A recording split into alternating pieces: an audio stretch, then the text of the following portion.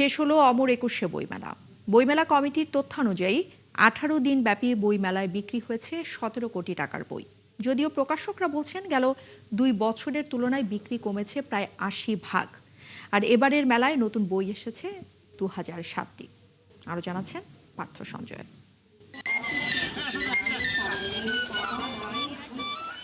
নাগরিক বাছুরিয়ার সুরে বসন্তের শেষ বেলায় বইয়ের সঙ্গে পাঠকের মিতালি।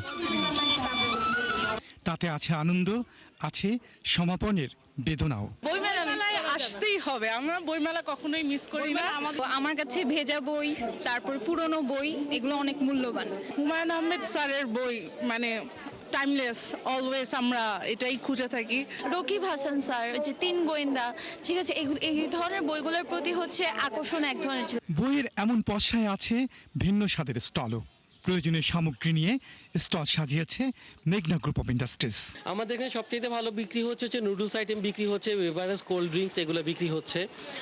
আর হচ্ছে আমাদের স্টেশনারি আইটেমগুলো আছে, পেন্সিল মানে কলম, এই স্টেশনারি আইটেমগুলো অনেক ভালো বিক্রি হচ্ছে। এমন আনন্দ আয়োজনের সমাপনীতে বইমেলা কর্তৃপক্ষ জানিয়ে দিল এবারের মেলায় বই বিক্রির তথ্য। 269টি প্রকাশনা প্রতিষ্ঠান থেকে প্রাপ্ত তথ্য অনুযায়ী 17 দিনে তাদের মোট বিক্রির পরিমাণ ৮ কোটি টাকা।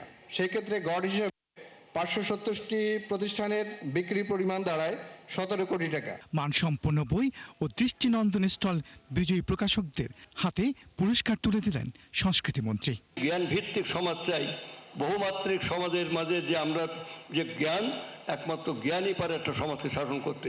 আবার আমাদের সন্তানদেরকে সেই বইয়ের জগতে নিয়ে যেতে চাই, তাদের মানে আবার ঘুম ভাঙাতে চাই।